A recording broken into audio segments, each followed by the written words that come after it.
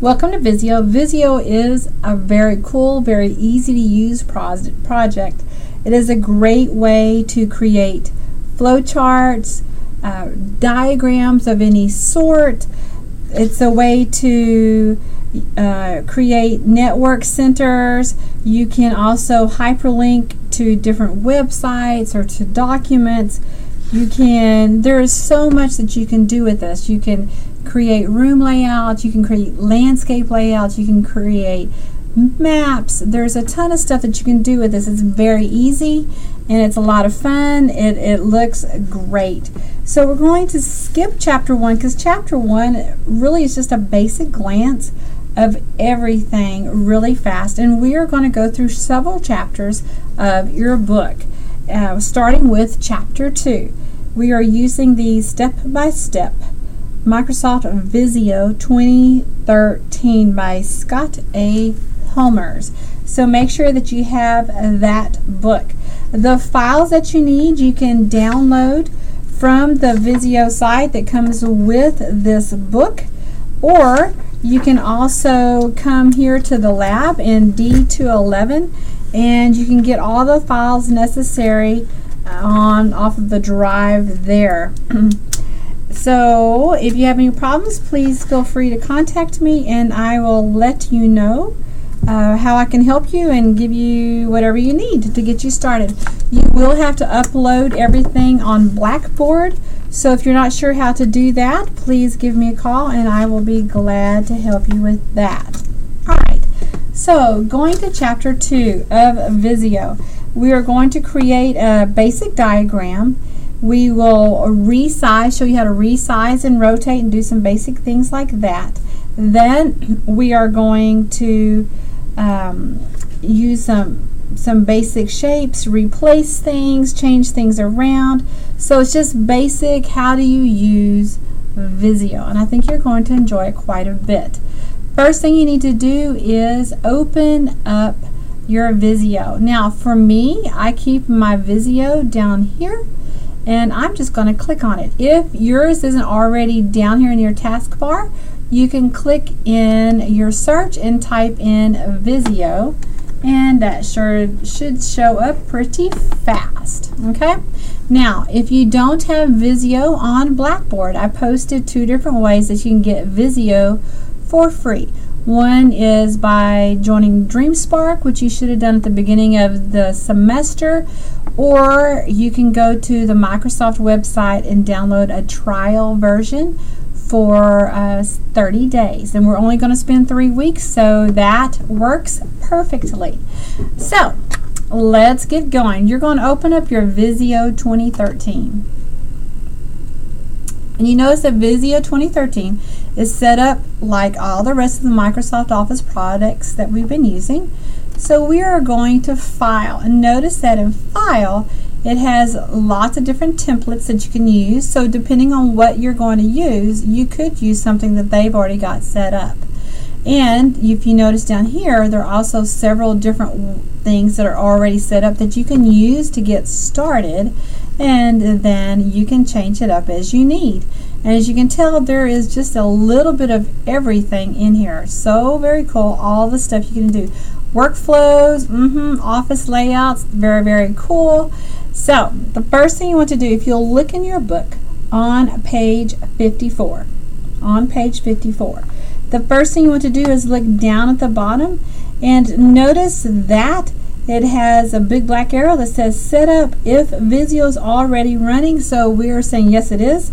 Go to File and New, which we have already done.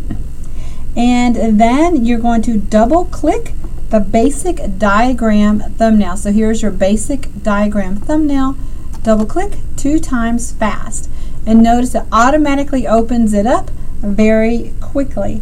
And we're going to save this drawing as you're going to put your name in the front of it. So click on File, Save As, and then navigate to wherever you are saving everything. And for me, it's going to be buried, so it'll take me just a little bit. And realize that you can pause this video at any time and then start it back up so that you don't get left behind. So kind of nice. And we're going, and I am in chapter 2. So I'm going to save this as, and what you want to save it is last name, first initial, underscore, basic shapes. So, and since I've already got it in here from doing this the previous time, last year, I'm going to stick a 1 at the end. So, last name. Everything for me will be saved with last name, first initial. Since we're not using MindTap, last name, first initial, that's how I know who did this. Basic shapes. And then for me, I have to stick a 1 at the end so that I don't erase what I've already done, because that would be my key. So, hit save. And you know you've done that when you see in the title bar the name of your file. So make sure that you have that. On the left-hand side are all of your shapes right now. And notice I can scroll down and see so many more. And here, each one of these open up a different set of shapes. So you have a plethora, a lot of shapes. And here is even more. So there's a ton of stuff that you can use. And it works pretty easy. Notice that you have a ruler here and a ruler here. So you can line things up pretty easily. So the first thing it says is to drag a rectangle to the upper left corner of the page. So here's my rectangle, and you have to click with your left mouse button, grab it and drag it, and then you just drop it in the left hand corner of your page. And then notice now that you have it here that you have several different options that you can use to format it, and just like in Word and Excel and PowerPoint, you have a lot of the same stuff here. Okay, so then number 2 says drag a circle shape. So we're going to drag a circle shape into the drawing page and position it to the right of the rectangle. So we'll click on this and we're going to grab it to the right. Now watch what happens. Do you see the small green arrow there? That is telling me that I am a set position, so every shape that I drag on here, I can make them all the same width apart, which is very nice. Now, notice the top green line.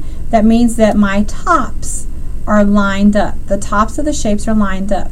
If I scoot this up a little more, now you see the green line through the middle. Now the middles are lined up. And if I scoot it up a little bit more, notice now my bottoms are lined up. So it depends on what you're trying to do. So for this exercise, I am going to choose the middle. So I'm going to let go of that there. Okay? Now that is called a dynamic grid. So since we don't have MindTap or SAM or any other program, the cool thing is I'm grading it, and I'm not going to be able to tell stuff. So as long as you have it exactly the way it is in the book, when you're done, I'm cool. The bad thing about that is that you don't get 2 and 3 chances to redo things. You turn it in, I grade it, and you're stuck with a grade. Okay, so just realize that's the difference. Now, this right here, that arrow right there shows that, and it should be probably a 1-inch gap. Now you can change the gap, and actually I think it's set at something different. So if you click off of the shape, deselect it, and then go home. So we're on our home tab, and do you see arrange here? Yes. Go to arrange and then click position. Click on position, and notice that you have auto space, auto line, and then you have spacing options.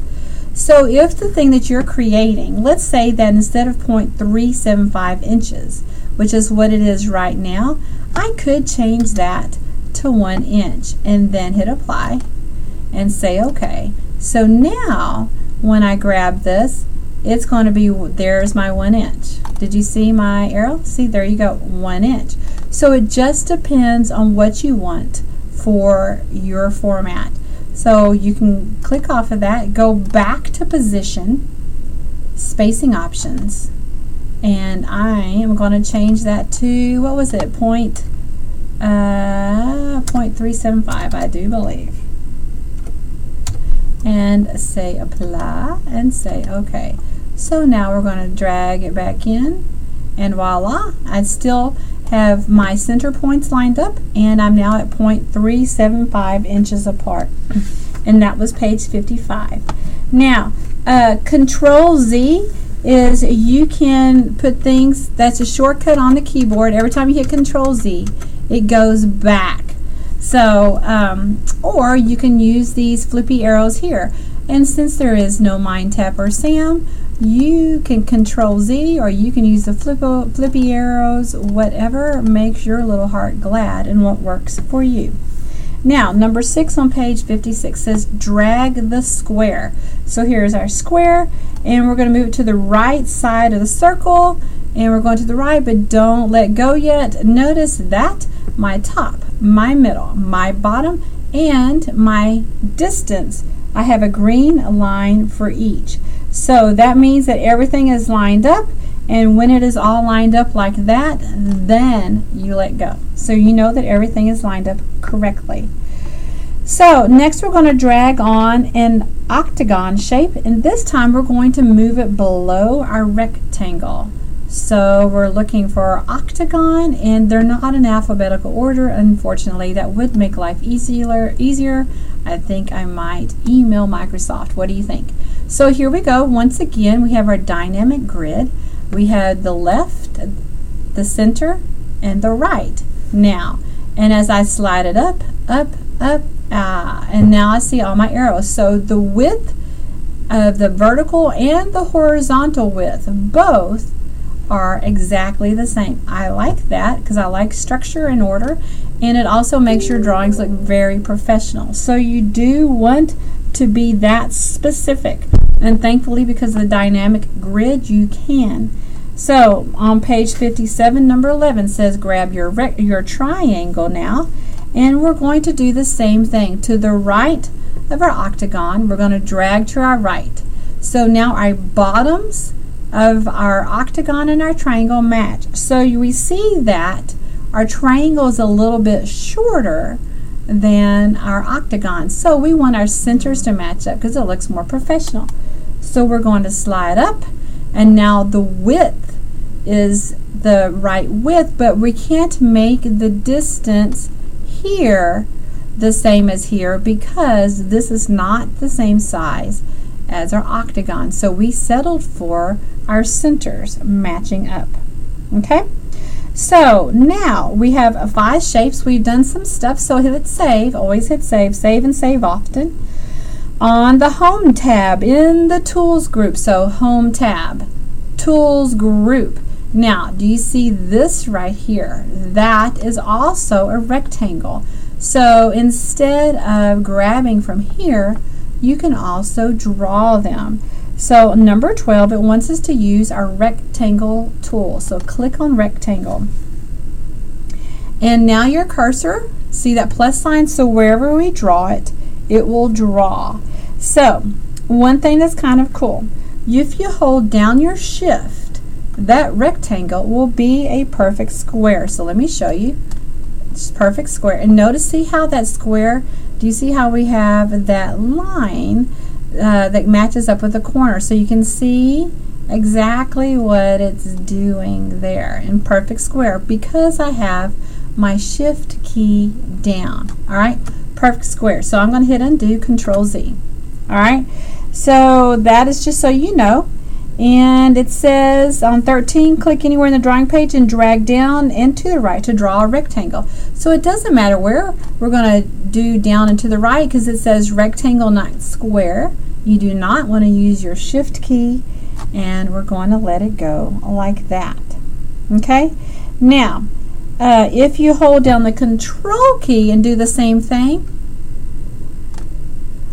it lets you do all kinds of stuff. All right? Now, if you're using the ellipse tool, click on this, click on the down arrow. Ellipse is a circle. If you hold down the Control key, and it lets you do all kinds of sizes. Okay? If you hold down the Shift key, perfect circle. No matter what you do, it's going to be a perfect circle. So the shift key is golden if you want to make a perfect circle. So we're going to hit undo because we really don't need all that extra stuff. I just wanted to show you. And then we're going to save. And then we are going to close it. So do file close. That is one of the things that you will upload for me on Blackboard. So we're going to do a straight save. And then you can close it here with this small X. And that's probably the best way. File close. Okay? Now, all the information in this book is great to read. And I would suggest that you do that, because you're not going to have as many cool projects. Actually, you don't have any cool projects like you do using the Cengage stuff or your MindTap things. So this is really just a manual. Not real exciting, but it covers a lot of stuff. And it's very easy for you to look things up later. And the book is a whole lot cheaper. So the next thing on page 60, it says setup. You need basic shapes A_start. So that will be from the files that you download either offline or come here to the lab, D211 lab, and you can get it off of the OFAD directory. And Miss Grace or anybody in the lab would be glad to help you. If I'm here, I would be glad to help you with that also. So hopefully you have already downloaded that information, and if you have not, pause this until you can get it.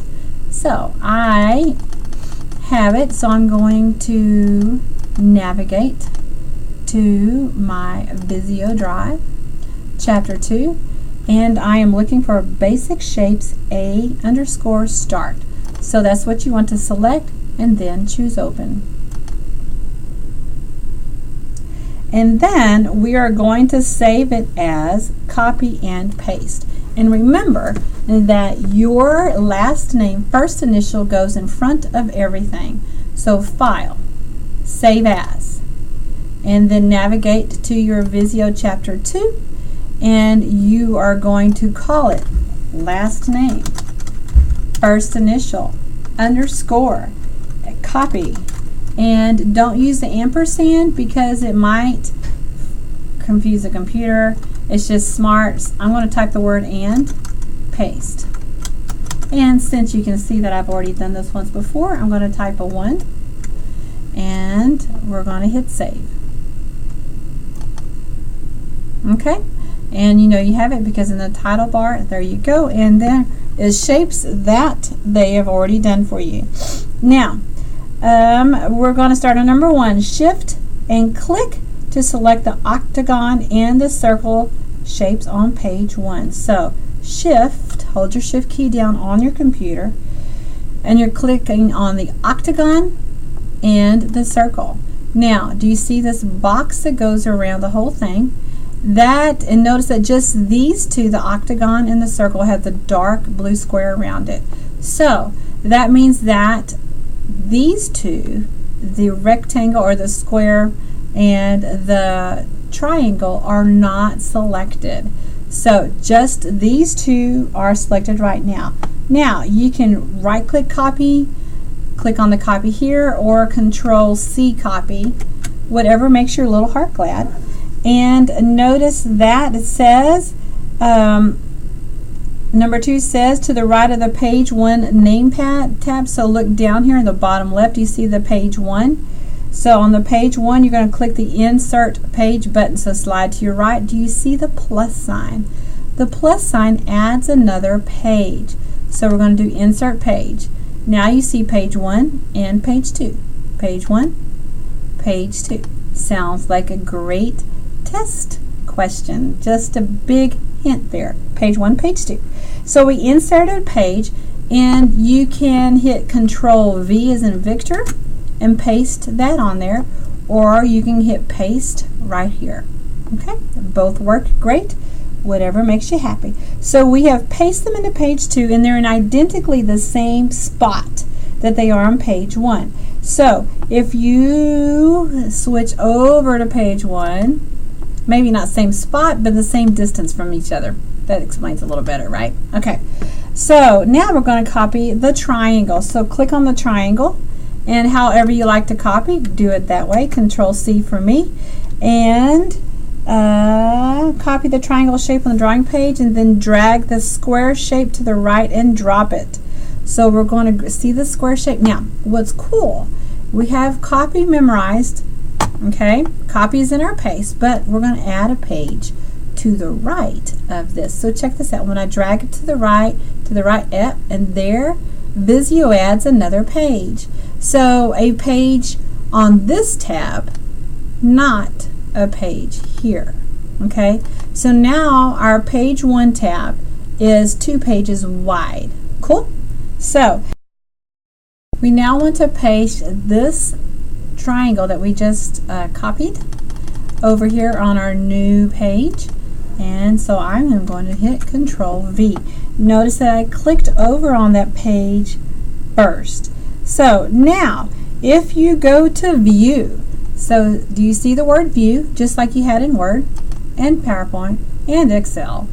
You can click on View, and then you want to tell it to fit to window. So if you look through these, do you see Zoom and fit to window? Now, another cool thing, do you see the same thing down here? And this is what I normally use, is this fit page to current window. Awesome, awesome, awesome. All right, so now we want to click on the circle shape. So click on the circle, and however, I'm going to right click this time and hit copy.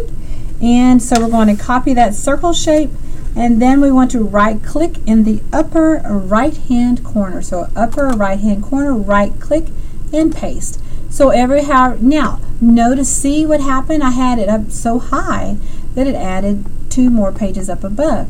So check this out. All I have to do is grab it and drag down, and voila, these 2 pages go away. So it's really cool. You can end up making drawings as big as you need to make them, or as small as you need to. So it's kind of cool. Now, you want to draw on number 12 on page 62. Draw a bounding box around the square and triangle shapes on the right side over here to select them. So the square and the triangle. So a bounding box, you just use your arrow, click with your left mouse button, click and drag down, and that selects them both.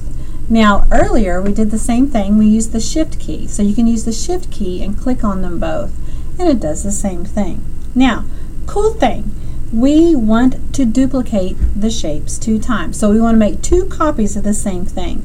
So on number 12, it gives you the Control D. So Control D, notice I have 2 of them. I want 1 more. So Control D again. Control D for duplicate. And so if you were in class for the PowerPoint lecture, I'm sure all of you remember that I showed you the shortcut on how to duplicate a slide by doing Control D. Same thing. So we are going to save this now, and we are going to close it.